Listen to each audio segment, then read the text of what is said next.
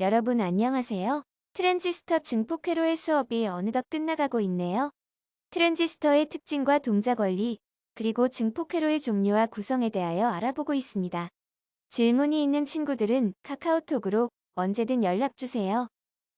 오늘은 증폭 회로의 동작 원리 두 번째 시간입니다. 등가 회로를 그리고 회로에 있는 값들을 계산하는 방법에 대하여 알아보겠습니다. 증폭 회로의 동작 원리에 대해 알기 전에 트랜지스터에 대해 배웠던 내용에 대하여 복습하고 넘어가도록 하겠습니다. 트랜지스터는 두 가지 용도로 쓰인다고 했습니다. 하나는 증폭, 다른 하나는 스위칭입니다. 증폭은 우리가 마이크처럼 소리를 키우는 것을 의미하고, 스위칭은 온오프를 하는 기능을 의미합니다. 트랜지스터의 동작 원리에 대해서는 그림을 통해서 복습해 보도록 하겠습니다. 해당 그림은 트랜지스터의 동작을 이해하는데 매우 중요한 그림입니다. 분홍색과 파란색 영역은 트랜지스터의 온오프 기능을 사용하는 부분이고, 노란색 부분은 트랜지스터의 증폭 영역이 됩니다. 그리고 일정한 전압 이상이 되면 항복 영역이 되어 트랜지스터가 파괴가 되게 됩니다.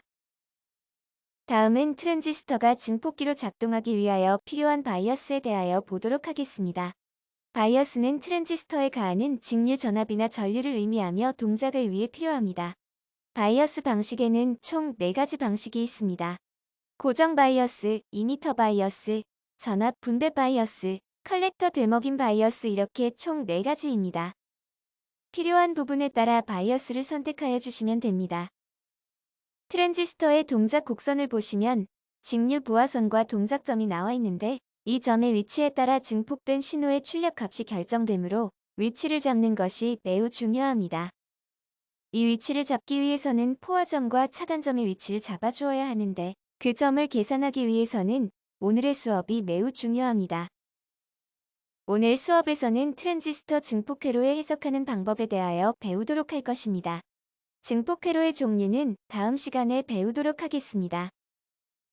먼저 등가 회로를 그려보도록 하겠습니다.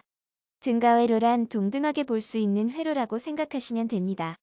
트랜지스터 증폭기의 경우 직류 및 교류 전원을 동시에 포함하고 있기 때문에 입출력 관계 해석하기 위해서 직류 및 교류를 따로 해석해야 합니다. 먼저 직류 등가 회로를 보도록 하겠습니다. 직류의 경우 캐패시터 부분이 오픈되어 있다고 생각하고 그 부분을 없애서 생각하시면 됩니다. 선생님이 X로 해둔 부분을 잘라서 생각해 보시면 됩니다. 직류 등가 회로에서 직류 전압과 전류를 구하기 위해 모든 커패시터를 개방하면 직류 등가 회로가 남게 되고 오른쪽 그림과 같게 됩니다. 이 직류 등가 회로를 이용하여 직류 전압과 직류 전류를 구할 수 있습니다. VC는 VCC에서 IC에 걸리는 전압과 에미터에 걸린 전압인 V 전압을 빼주면 됩니다. 다음은 교류 등가 회로입니다. 직류 등가 회로 오타가 있네요. 교류 등가 회로로 봐주시면 됩니다. 교류 등가 회로는 모든 커패시터와 직리일 전항 비우번을 가상으로 단락해 놓은 회로입니다. 단락은 캐패시터가 없이 연결되어 있다고 생각하시면 되는 것입니다. 아랫부분의 R이와 C의 경우에는 병렬로 연결 시 저항이 없는 쪽으로 전압이 대부분 흐르기 때문에 R 쪽으로는 전압이 흐르지 않습니다. 따라서 C만 살아남는다고 생각하시면 될 것 같습니다. 앞에서 말한 내용에 대하여 고려하여 교류 등가 회로를 구성하면 왼쪽 그림과 같은 회로가 됩니다. 이 회로를 좀 더 해석하기 편하게 만들어 놓은 회로가 왼쪽의 파이 모형 교류 등가 회로가 됩니다. 트랜지스터 증폭기의 교류를 해석하기 위해서는 교류 이미터 저항 계산이 필요합니다. 이는 직류 이미터 전류에 의해 결정되기 때문에 이미터 전류를 이용하면 교류 이미터 저항값을 구할 수 있습니다. 교류 이미터 저항값의 식은 다음과 같습니다. 바로 열전압을 이미터 전류값으로 나누는 것입니다. 열전압의 경우 실온 20도에서 약 2.5mV로 정해져 있기 때문에 2.5 나누기 2m 전류를 해주면 교류 이미터의 저항값을 구할 수 있습니다. 이번에는 증폭 이득과 입출력 임피던스를 구하는 방법들에 대하여 알아보도록 하겠습니다. 먼저 전류 이득에 대하여 보도록 하겠습니다.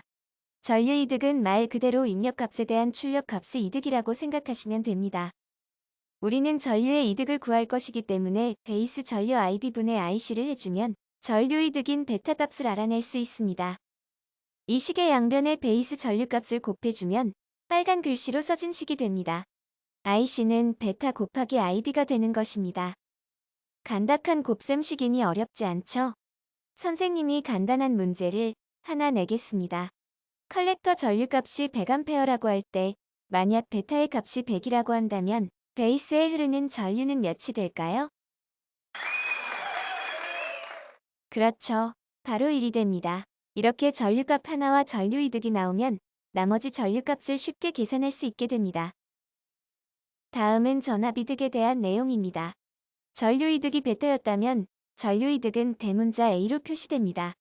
이득이라는 것이 입력에 대한 출력의 값을 의미하는 것이기 때문에 전압이득도 입력 전압분의 출력 전압이 됩니다. 여러분이 기억나실지 모르겠지만 전압은 전류 곱하기 저항이었던 것 기억나시나요? 그렇기 때문에 교류 입력 전압에 대한 B는 저항에 걸리는 전압의 B로 나타낼 수 있습니다. 입력 전압은 저항 R-2에 걸리는 전압, 출력 전압은 출력단에서 본 전압을 계산해 주는 것이지요. 이것을 B로 나타내면 다음과 같은 식이 나옵니다. 이번에는 입력 임피던스에 대하여 알아보도록 하겠습니다. 교류 증폭기에서 되도록 많은 전류가 입력 측에 공급되기 위해서는 입력 임피던스가 작을수록 유리하고 컬렉터 전류가 되도록 많은 부하로 공급되기 위해서는 출력 임피던스가 클수록 좋습니다. 먼저 입력 임피던스 값을 구하는 방법에 대해서 알아보면 증폭기의 전원 측에서 회로의 우측을 바라본등가 임피던스이며 Z인으로 표시합니다. 선생님이 파란 화살표로 해당되는 저항들을 표시해 두었습니다. 오른쪽이라고 하여 오른쪽에 있는 저항이 인이라 R1, R2 그리고 베타 R-2가 됩니다. 전원 입력되면 이미 병렬로 계산된 값을 또 병렬로 한 번 더 계산해 주어야 하는 것임을 주의하여 계산해 보시기 바랍니다. 다음은 출력 임피던스입니다. 증폭기의 컬렉터에서 바라본 등가 임피던스이며 Z아웃으로 표시합니다. 이미 교류 등가 회로를 그릴 때 병렬로 표시해 두었기 때문에 큰 어려움 없이 보실 수 있을 것입니다. 저항값과 전류 전압이 주어져 있으면 회로를 보고 입출력 임피던스와 이득 값을 구할 수 있겠지요. 다음 시간에는 트랜지스터의 증폭 회로의 종류들에 대해 알아보는 시간을 가지도록 하겠습니다.